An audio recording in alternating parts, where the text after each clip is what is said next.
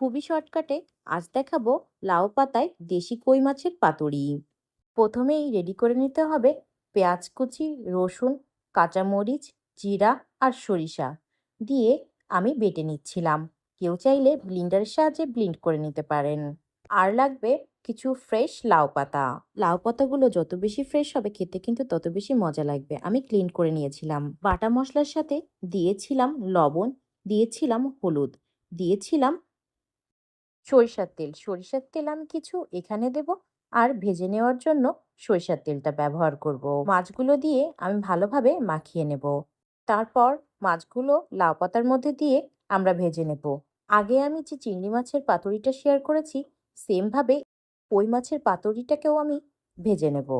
অবশ্যই সরিষার তেলে ভাজতে হবে, তাহলে স্বাদটা বেশি ভালো আসবে।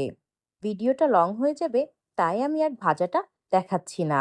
আপনারা যদি আমার চিংড়ি মাছের পাতুরিটা দেখে থাকেন, তাহলে অবশ্যই জানবেন কিভাবে এই পাতুরিটা ভেজে নিতে হয়। আর যদি না দেখে থাকেন, অবশ্যই দেখে নেবেন। গরম গরম ভাতের সাথে এমন দেশি মাছের পাতুরি খেতে কার না ভালো লাগে। অবশ্যই একবার হলেও বাসায় ট্রাই করে দেখবেন। আপনি যদি কই মাছ খেতে পছন্দ নাও করেন, একবার এভাবে খেলে আপনি ফ্যান হয়ে যাবেন।